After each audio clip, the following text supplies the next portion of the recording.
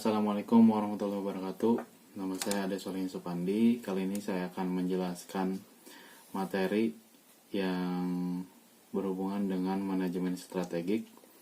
Jadi materi yang akan saya jelaskan adalah pertama adalah matriks EFE dan matriks IFE. Yang kedua adalah analisis SWOT, dan terakhir yang ketiga adalah matriks space. Video ini saya buat untuk memenuhi tugas proyek UAS dari dosen mata kuliah manajemen strategik.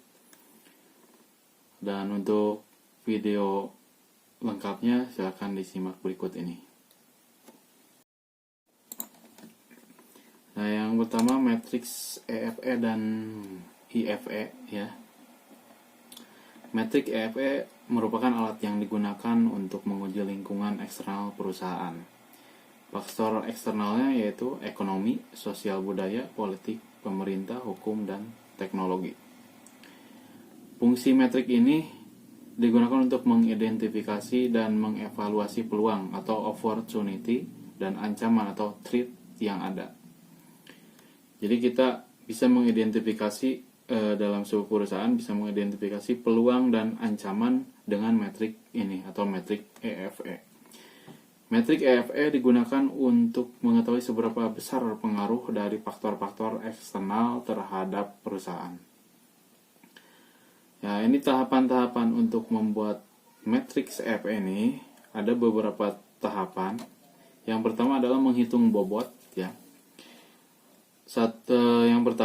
Langkah pertama adalah buat faktor eksternal yang telah diidentifikasi.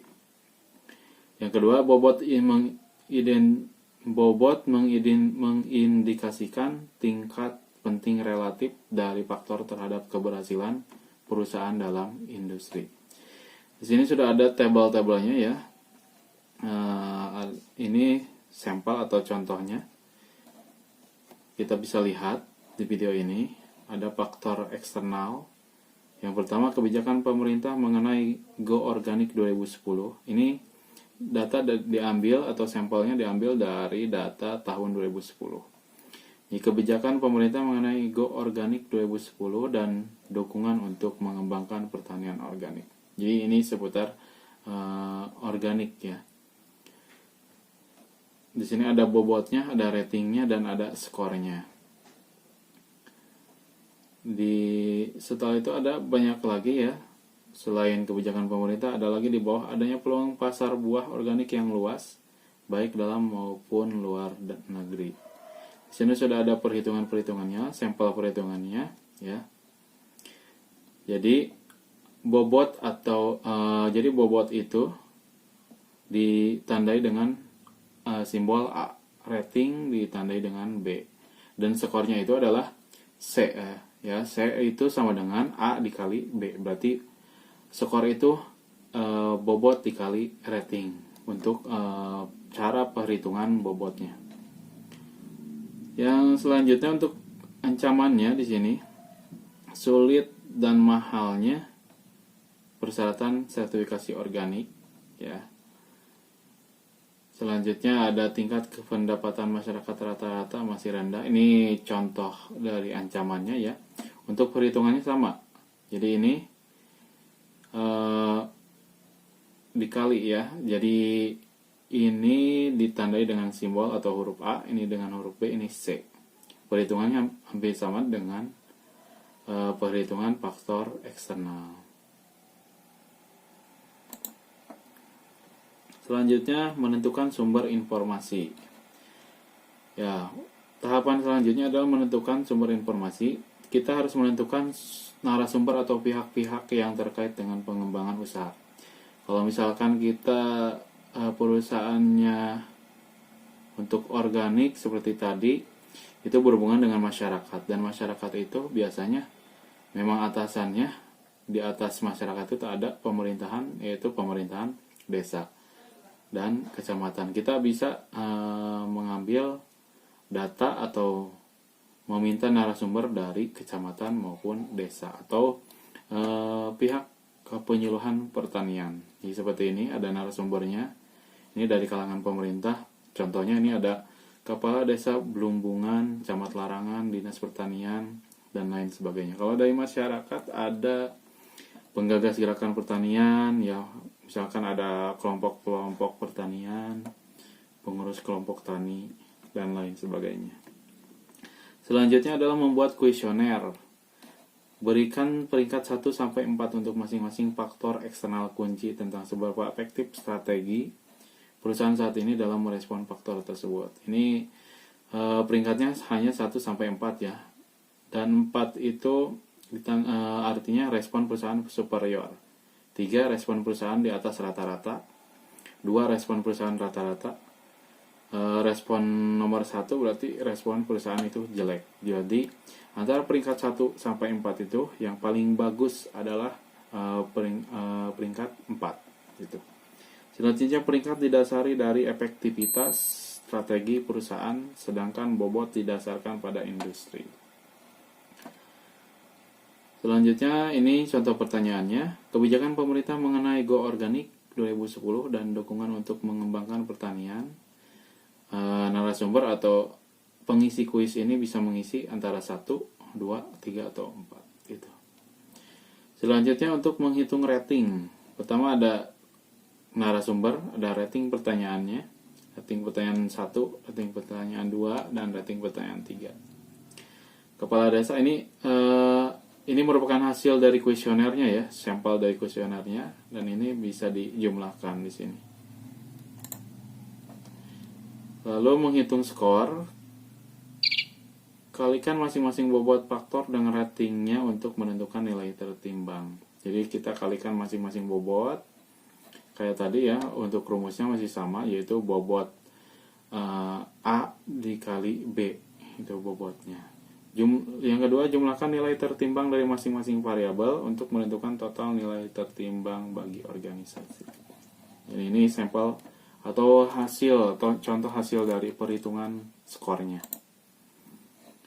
Untuk kesimpulannya, jika total nilai di atas 2,5 mengindikasikan bahwa organisasi sudah merespon dengan baik terhadap peluang dan ancaman yang ada dalam industrinya. Dengan kata lain, strategi perusahaan secara efektif mengambil keuntungan dari peluang yang ada saat ini.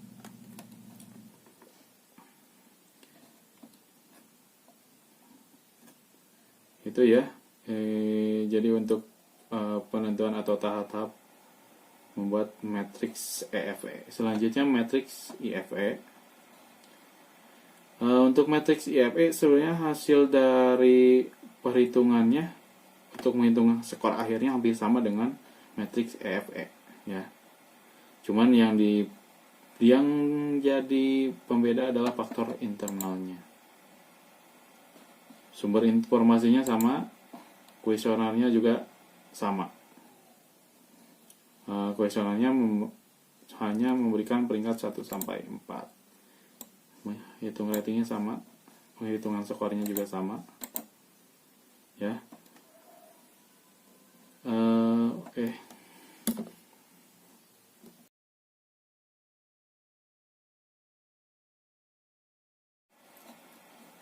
Baik, selanjutnya adalah analisis SWOT. Ya, pengertiannya analisis SWOT yaitu sebuah alat percocokan ya, alat untuk mencocokkan yang penting yang membantu para manajer mengembangkan 4 jenis strategi. Strateginya apa saja? Pertama ada strategi SO atau Strength Opportunities. Yang kedua ada strategi WO atau Weakness Opportunities. Yang ketiga ada strategi ST atau Strength Threat. Yang keempat adalah strategi WT atau Weakness Threat. Ya, itu adalah 4 strategi yang dikembangkan atau yang menjadi acuan dari matriks atau analisis SWOT ini. Ya, analisis SWOT menggunakan data yang dihasilkan dari matriks IFE dan FE ya. Jadi yang tadi dihitung dari matriks EFE dan IFE itu bisa dijadikan acuan untuk data analisis SWOT.